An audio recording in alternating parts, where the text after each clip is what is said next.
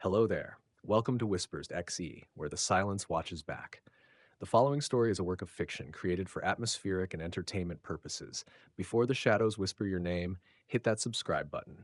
With that being said, get comfortable, close your eyes, and let the dark settle in. It begins like most things do, quiet, unnoticed, and far too late to stop after hours delivery. It started with a phone call. Not the usual buzz of the shop's landline, but the private cell tucked into the pocket of Nate's worn jeans, vibrating against his hip as the minute hand ticked past 11:47 p.m. He nearly ignored it. The night had been slow, strangled by a thick, humid heat that left sweat pooling beneath his cap. He had already cleaned the slicer, scrubbed the counters, flipped chairs onto tables. The oven's hum was dying down, cooling metal ticking softly behind him. But the phone kept vibrating. Reluctantly, he answered, "Yeah?" Static on the line. Then a voice, soft, feminine, distorted by what sounded like wind tunneling through the speaker. "Still delivering?" it asked.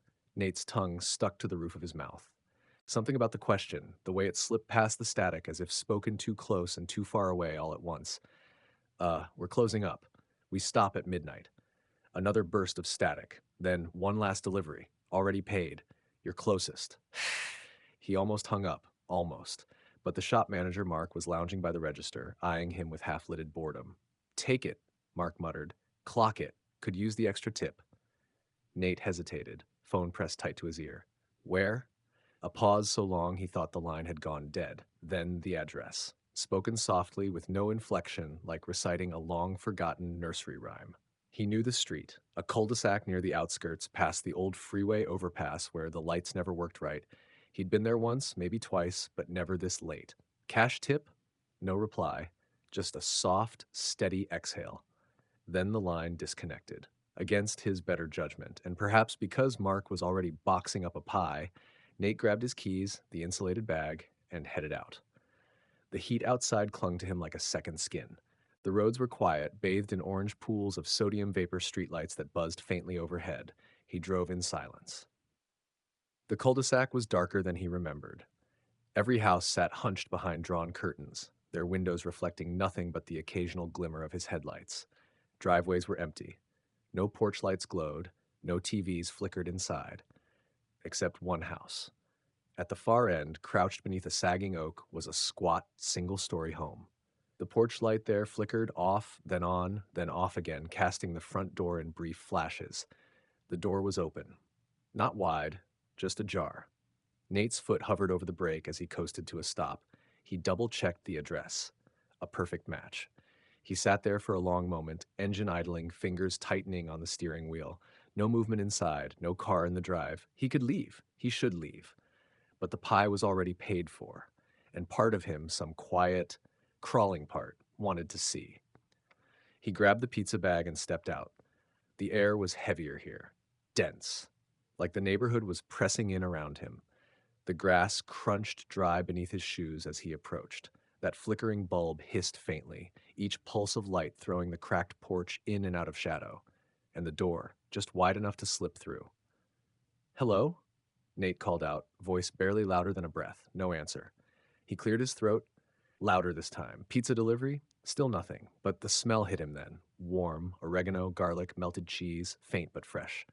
He stepped inside. The house was normal, lived in but not cluttered. Shoes by the door, coats on the hooks, muted beige carpet stretching toward a dim hallway. In the kitchen, a ceiling fan spun lazily, stirring the thick air. And on the counter, 3 pizzas. Identical boxes, lids folded neatly back, steam still curling faintly from the cheese. He froze. They looked fresh, too fresh, and they were from his shop. The logo stamped on the box was unmistakable. Same handwritten receipt taped to the top corner. 3 large pepperoni, extra cheese. He hadn't made them. Mark hadn't either. They were just here. A sound cut through the thick silence. A phone, shrill, familiar, vibrating against the counter near the stove. Nate's breath caught. It was his ringtone. Slowly, he moved toward it. The phone on the counter was identical to his. Same cracked case, same scuffed screen. The caller ID flashed in muted blue. Unknown. His own phone vibrated in his pocket. He fumbled it out. Same call. Unknown. Both phones buzzing side by side. With a shaking hand, he answered. "Hello?" Silence, but he could hear breathing, shallow, measured, listening. Then the voice again, soft, close. You're here. The other phone on the counter stopped ringing. Dead silence. Nate's skin prickled. Who is this? The voice hummed softly, almost pleased. Deliver it. The line cut off. He stared at the dead screen, heart hammering. Then he looked at the pizzas again, still steaming, still untouched, and beneath them, something else. An envelope. No name, no markings, just thick, yellowed paper. He slid it out with trembling fingers. Inside, a single Polaroid. The photo showed the kitchen, this kitchen, same angle, same counter, same three pizzas, but in the photo, there was someone else. A figure, seated at the table, facing away from the camera, blurred, faceless, thin arms resting on the wood. Written on the bottom in shaky scrawl, stay long enough to see them sit down. He nearly dropped it. His breath came shallow, fast, too loud in the stillness.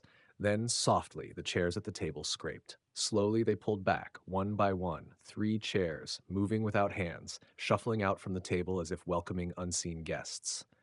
The air thickened, every breath dragging like syrup. He took a step back, heeling on the carpet's edge. Another scrape, the chairs stopped, and then the cushions dipped, indentations appeared, 3 seats occupied. He couldn't move, couldn't breathe. The house felt cavernous, stretching wider with every heartbeat. Somewhere faintly, the front door clicked shut. His phone buzzed again. He didn't answer. The screen glowed. Stay. The pizza boxes shifted, slowly. The lids began to close, one after another, sealing themselves. And in that suffocating quiet, Nate heard something else, chewing, wet, deliberate, slow.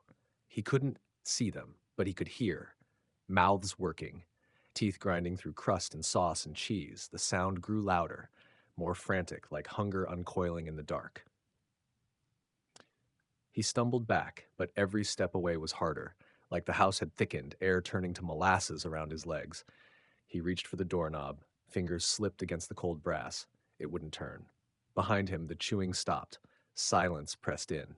Then 3 sets of footsteps, heavy, slow, rising from their invisible seats, like turning toward him. His phone buzzed again. One final message. Let them follow. Something brushed his shoulder. He ran. Through the door, across the brittle grass, into his car. He didn't look back, didn't check the mirrors. He drove blind, hands locked white on the wheel. The pizzas were still in the house, but when he glanced at the passenger seat, there was the envelope. Waiting. He didn't remember bringing it with him. Later, at home, doors locked tight, lights blazing, he opened it again. Inside was a new photo. His car, parked in front of his apartment. Through the windshield, 3 shapes sat in the back seat, faceless, waiting. He doesn't deliver anymore. He doesn't leave after dark. But every night, as the sky sinks black, he hears footsteps outside his door. Heavy, slow, chewing. They chew just beyond the door, wet, slow, unhurried, as if savoring something only they can taste. He doesn't answer the knocks anymore. The first night, he tried. Shaking, clutching the phone in one hand, a kitchen knife in the other, staring through the peephole at nothing but the warped shape of his own breath fogging the glass. There was no one there. Not then. Just the door vibrating softly beneath each knock. Steady, measured, rhythmic. Now the knocks are gone.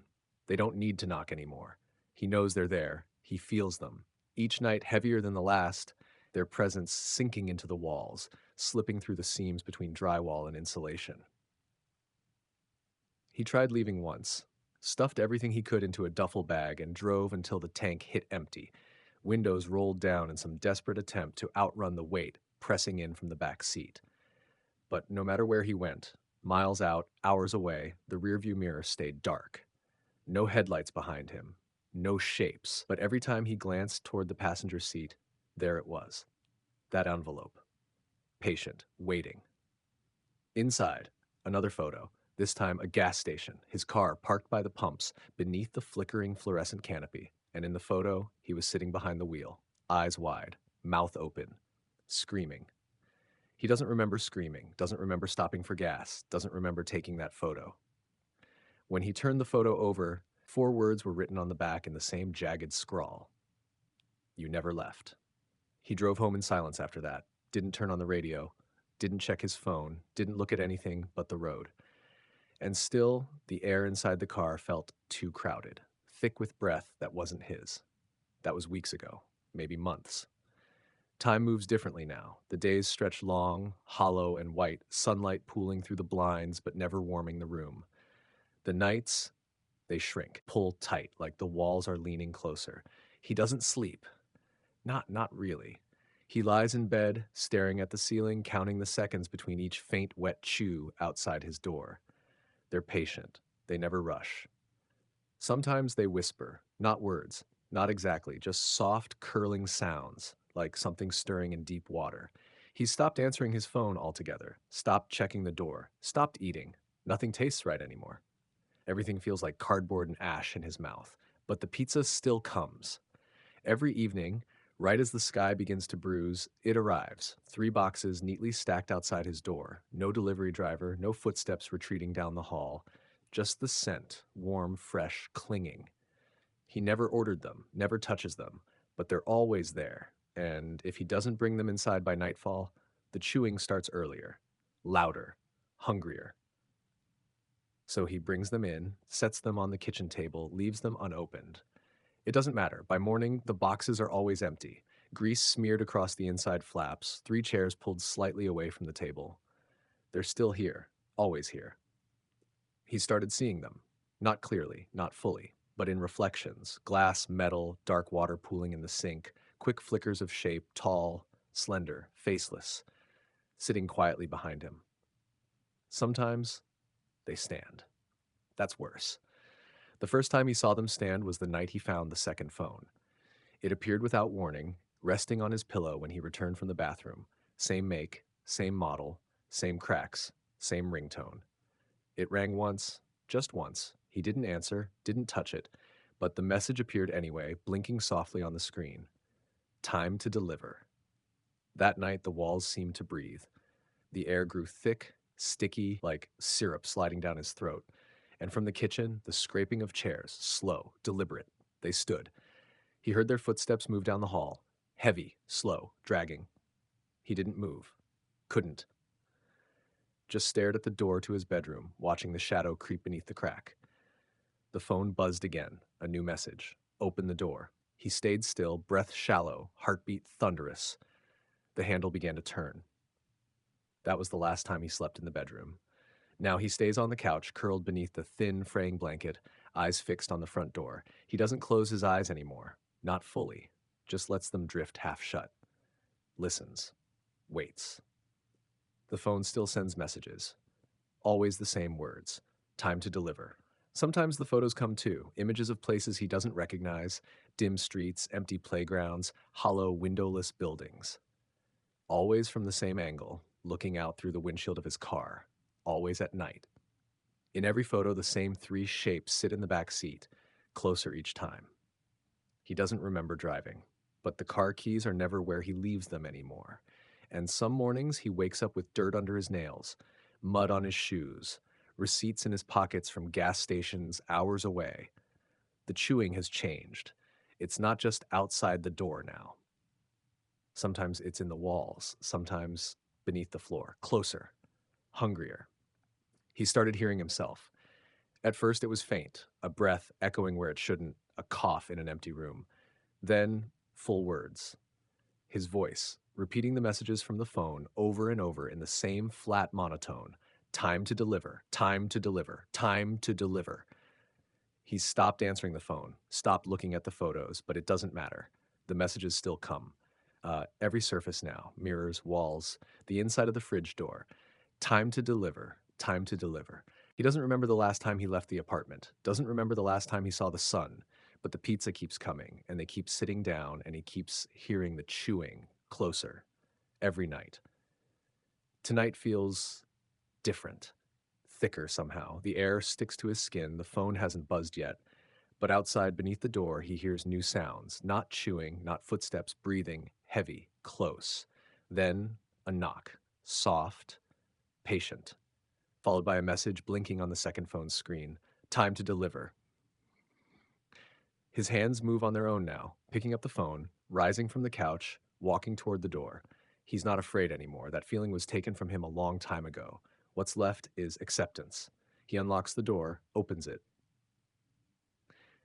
They're waiting. Three shapes: tall, faceless, patient. Behind them, his car, idling softly in the street, headlights glowing faintly through the mist. The phone buzzes again. A new message: follow. He does. The shapes part for him. He walks between them, down the steps, across the brittle grass, into the car. They slide in after him, silent, filling the back seat. His hands grip the wheel, keys already in the ignition. Somewhere, far off, he hears the front door to his apartment click shut. The phone vibrates one last time. A message appears on the dashboard screen, glowing in the dark. Next delivery. He drives. The streets are empty, endless. Every turn leads deeper, further. Beside him on the passenger seat, a pizza box waits, neat, unopened, still warm.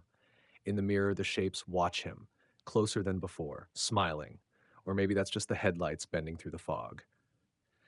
He doesn't care. He keeps driving, obeying, delivering. And somewhere, not far behind, another phone begins to ring.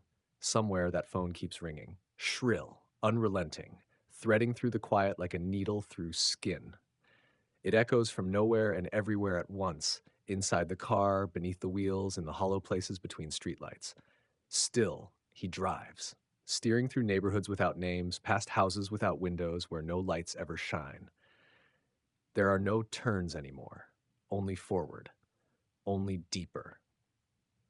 The pizza box on the seat beside him gives off a steady warmth, as if it holds something alive.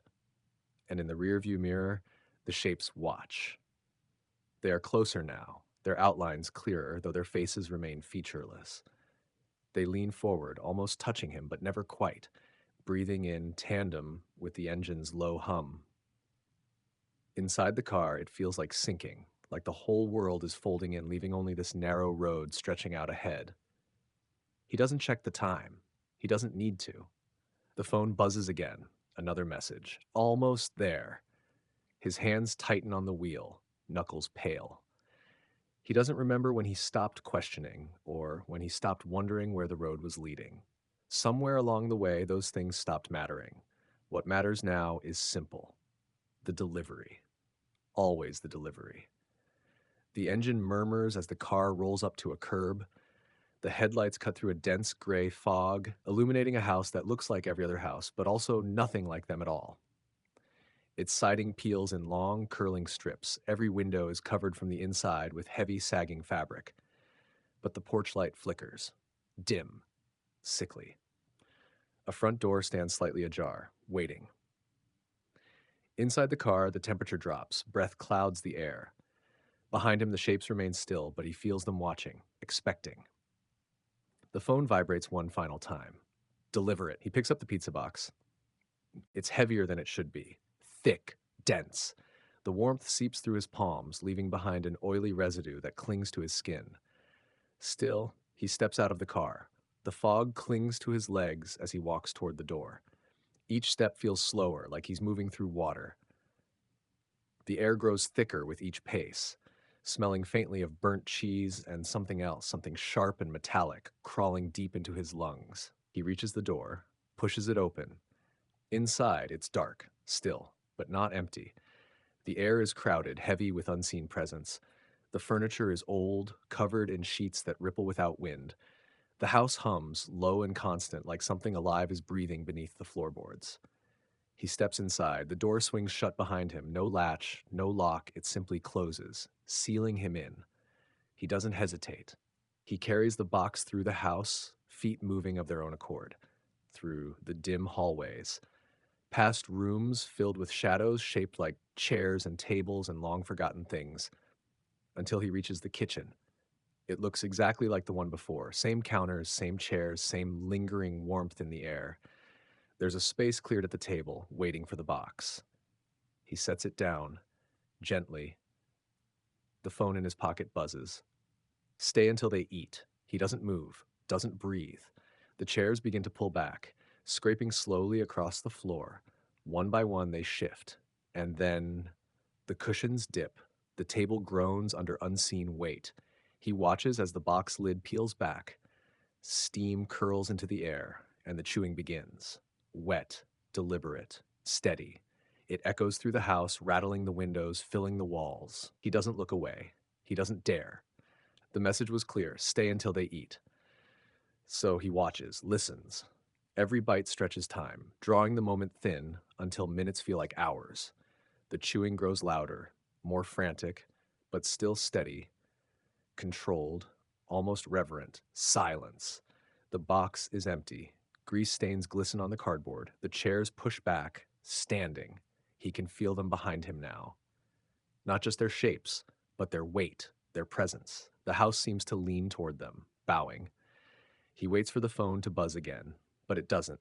Instead, one of the shapes moves forward, closer, until it stands beside him, faceless, towering.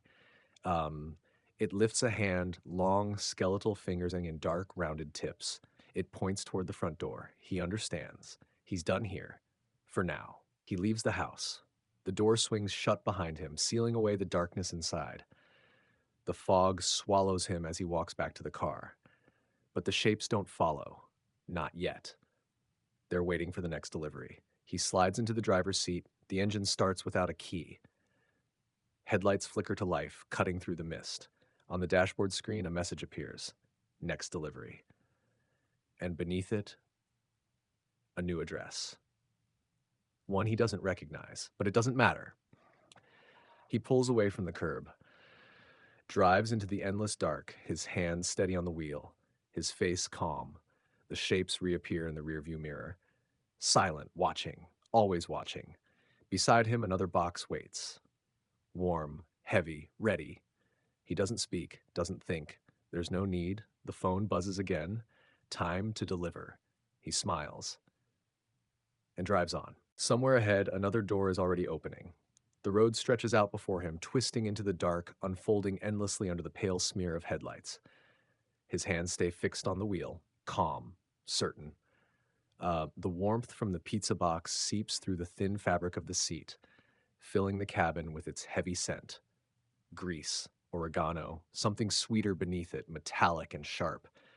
The shapes behind him don't speak. They don't need to.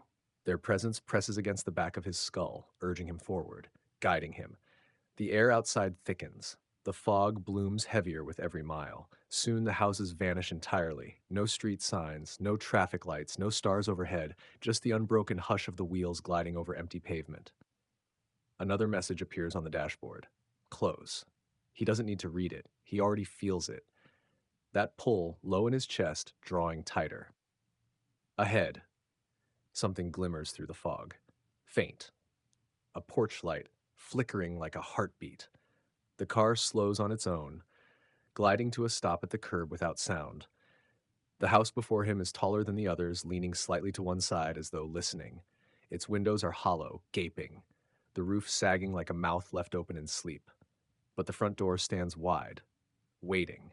He turns off the engine. The dashboard goes dark. Still, the warmth remains, thick in the air, alive. The shapes lean closer. Their breath brushes his neck. He picks up the pizza box. It's heavier than the last, so heavy it drags against his knees as he steps out of the car. The fog parts for him, curling away in slow spirals. He walks toward the house, each step landing softer than the last. By the time he reaches the door, it feels like he's floating. Inside, it's darker than before. The air doesn't move. It simply waits. He crosses the threshold. The door swings shut behind him. No lock clicks, no wind stirs. It just closes. The house breathes, low, steady. His feet move without sound across the warped floorboards, down the narrow hallway, toward the kitchen. It's the same kitchen, always the same chairs, the same table, the same empty spaces waiting to be filled. He places the box at the center, carefully. Precisely, the chairs pull back on their own. The room grows colder. He doesn't shiver, he's long past that. He stands still, watching. The chairs settle, the air presses in. The lid of the box lifts slowly, steam spills out in thick coils rising toward the ceiling like smoke from a distant fire. The chewing begins. Wet, deep, relentless. It fills every corner of the house, reverberates in the walls, the floor, the windows. He doesn't flinch.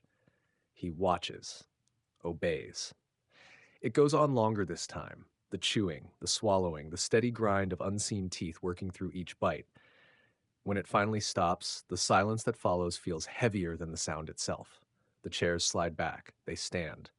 He can feel them now, right behind him, closer than they've ever been. He doesn't turn around. He doesn't need to. He can see them reflected in the dark window glass. Three shapes, towering, faceless, watching him. His phone buzzes in his pocket. The screen glows with a single word, come. He understands. He steps away from the table, moves toward the front door. But this time the shapes follow.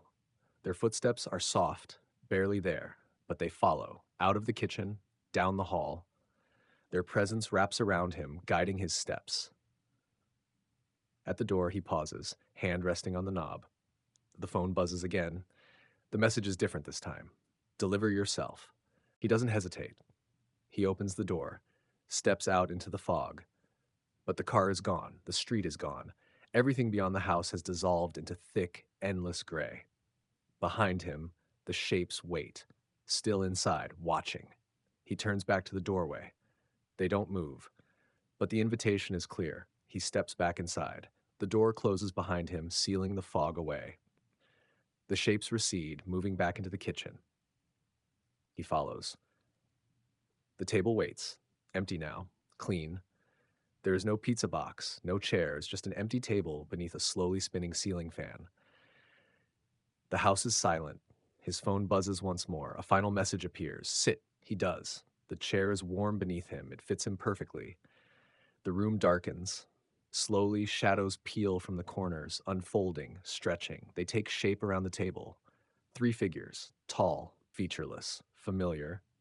They sit, facing him. No words pass between them. There is no need. Another pizza box appears at the center of the table. It's already open. Steam curls up, but there are no hands to reach for it. Instead, the box slides toward him. Inviting. He looks down.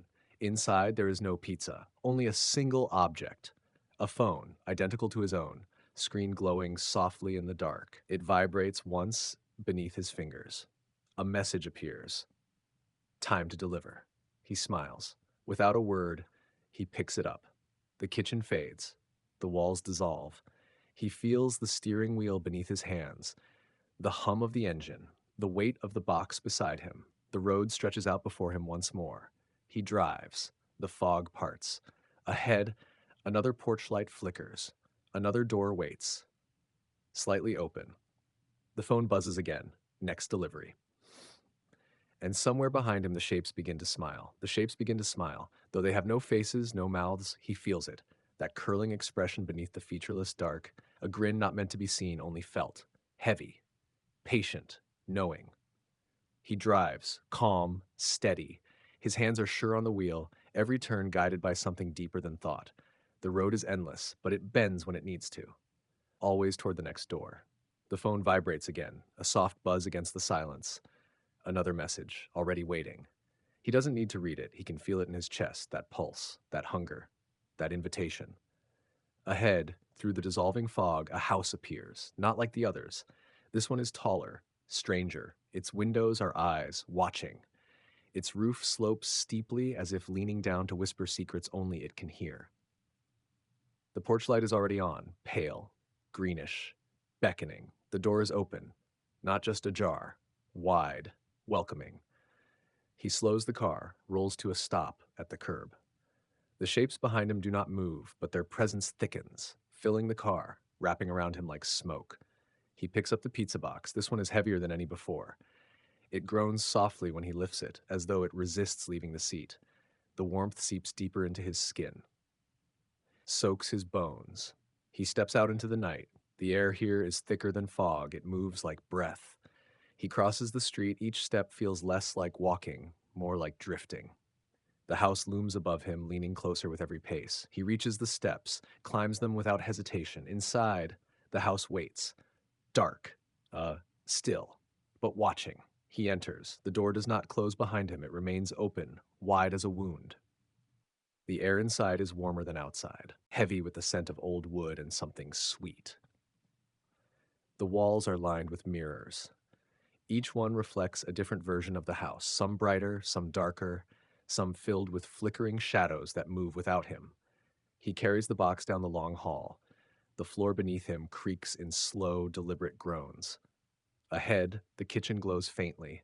Soft light spills from it as though it breathes. He enters.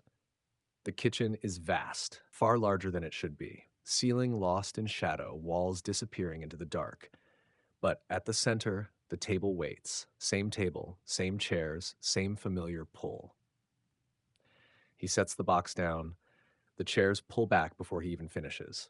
Three shapes settle into place. They are clearer now, closer to him than they have ever been.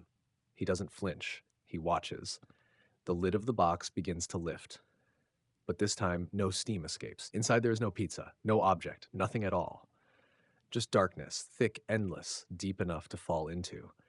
And from that darkness, a sound begins to rise, soft at first, breathing, wet.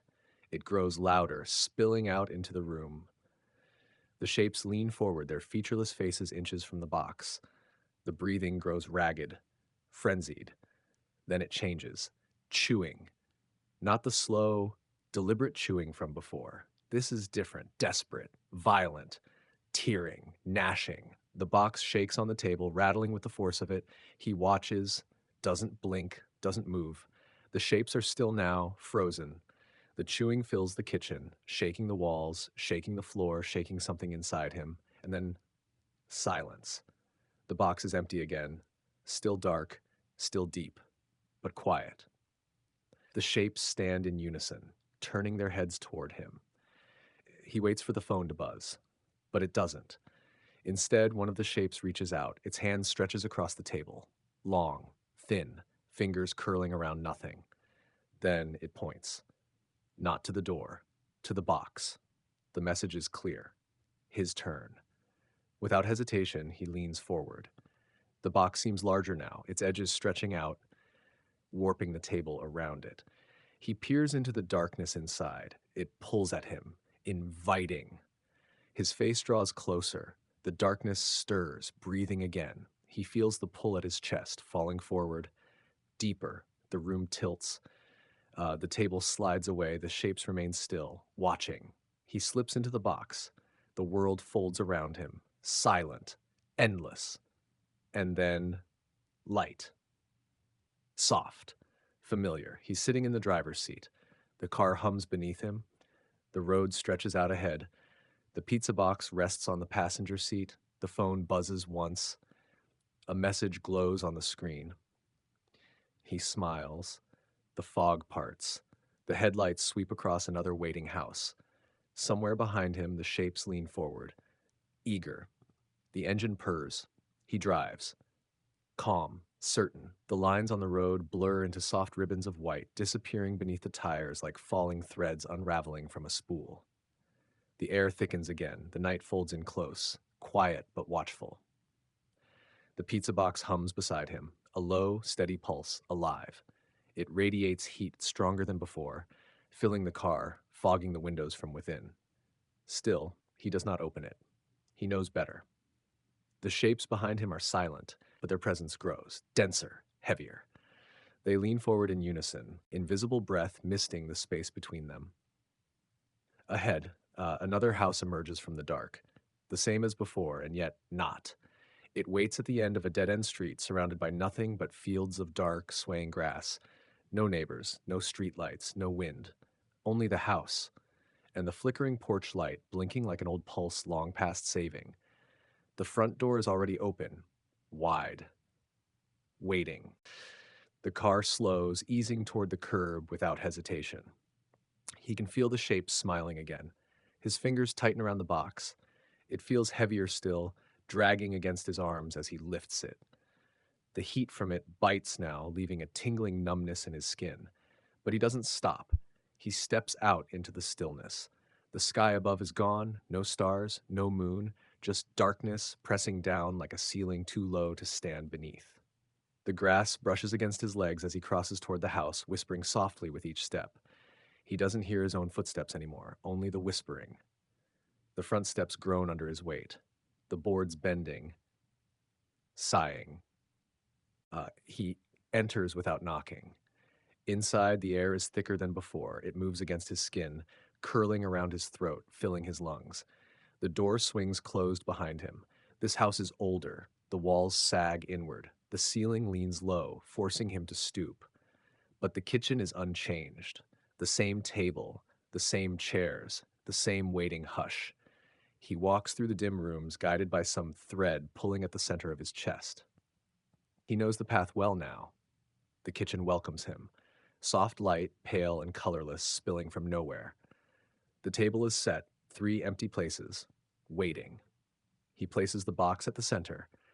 The heat from it spills outward, warping the air. He doesn't need a command from the phone this time. He knows what comes next. The chairs pull back. The shapes drift in, settling into place around the table. He watches as they lean forward. Their hands rest on the table, long fingers tapping slowly against the wood, a rhythm like a heartbeat. The box begins to open, slow. Inside, there is no pizza, no phone, only darkness. But this time, something rises from it. A shape, small at first, then growing, unfolding, a mirror.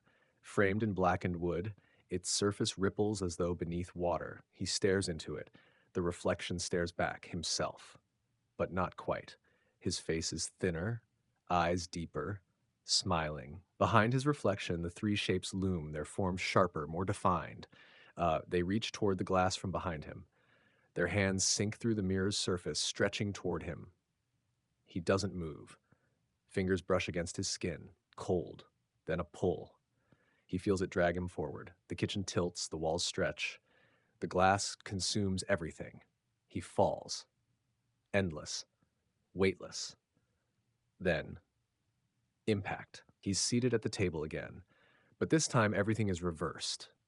The kitchen walls pulse with slow breathing light. The table is longer, and the chairs are all filled. Figures sit on every side now. Tall, faceless, infinite. All staring at him. Before him, the box remains open. Inside, another mirror. This one clearer. In it, he sees himself behind the wheel again. Driving. Delivering. Over and over. Each reflection shows him at a different door. A different house. Always delivering. Endless. One of the figures reaches out, touches the mirror's surface. The reflection shifts. He sees his hands lift another box. He sees himself stepping through another door. And as he watches, the mirror starts to crack. Thin fractures spider across the glass. Each crack widens, revealing something underneath. Behind every reflection of himself, a shadow. Something larger, wider, smiling. The cracks deepen. The figures at the table lean closer.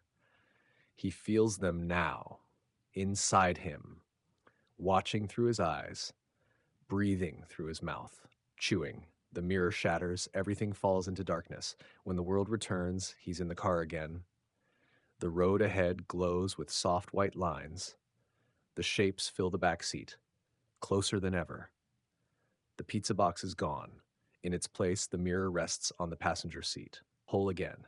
The phone buzzes once. A message glows softly. Drive! He smiles, obedient. He presses down on the gas. The engine hums. The wheels turn. Somewhere far ahead, a porch light flickers to life.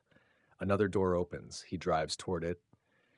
Behind him, the shapes begin to hum, low, satisfied. The mirror vibrates softly. In its surface, the reflection waits. Smiling back, he drives toward it. The road unwinds before him, smooth as silk, endless as breath. The hum in the back seat grows louder. Their voices intertwine, low and guttural, weaving through the cabin like smoke curling through cracks in old walls. The mirror on the passenger seat pulses with every mile. Its surface glows faintly now, showing flashes of scenes slipping past too quickly to name. A door, a face, a key turning. Another version of him, always smiling, always driving. Ahead, the house glows brighter, larger. Its walls stretch toward the sky, too tall for any neighborhood. Its windows burn with soft orange light, like fireflies caught behind glass. The porch is wide. The steps descend forever, vanishing into the dark grass that sways without wind. The door yawns open before the car even stops. He feels it calling to him. The final delivery. The phone buzzes. Last stop. He kills the engine. Silence falls, but it's not empty. The shapes breathe behind him, steady and expectant. He picks up the mirror. It is warm now, fevered. His reflection looks back at him from its surface, calm, still smiling. He opens the car door and steps out. The ground feels softer here, springy beneath his feet, as though something is breathing beneath the soil. He carries the mirror up the steps, its surface quivering with each movement. The air thickens around him, filled with that scent again, cheese and metal and something deeper, something old. He crosses the threshold. The door swings shut behind him with a sound like the closing of a throat. Inside, the house is vast, endless, a cathedral of shadow, every wall lined with doors. Each door flickers, sometimes open, sometimes closed, sometimes both. At the far end of the hall, a single table waits. He walks toward it. He knows this place. He's been here before. In dreams, in mirrors, in deliveries. The table is long enough to vanish at both ends, stretching into forever. Every chair is filled. Hundreds, thousands, shapes sitting in perfect stillness, watching him. He does not hesitate. He places the mirror at the center of the table. Silence swells, thick as honey. One by one, the shapes lean forward. Their hands emerge from the shadows, sliding toward the mirror, fingers long and thin touching its surface. The mirror accepts them. Its light grows brighter, then dims. Brighter again, then darker still. The pulse quickens, like a heartbeat, rising, rising, rising. He stands at the head of the table, watching it, breathing with it, and then, without a sound, the mirror melts. It collapses into itself, turning into a pool of black liquid that spills across the table, stretching toward every shape seated there. Um, the liquid reaches their hands first, then their faces. They dissolve, shape after shape melting into the darkness, becoming one with the growing tide of black that covers the table and spills down onto the floor. It spreads fast, swallowing chairs, walls, windows, doors. Everything disappears into it. Everything but him. He watches the tide rise to his feet, climb his legs. He doesn't flinch. It reaches his chest, his throat. Still, he smiles. As the darkness fills his mouth, he tastes something familiar. Cheese, garlic, oregano, and something richer. Something like smoke. The blackness covers his eyes, and he falls inward. There is no floor beneath him, no walls, no sky, only the road. He stands beside the car once more, keys in hand, mirror gone, phone silent, but in the passenger seat a new box waits, neatly closed, still warm.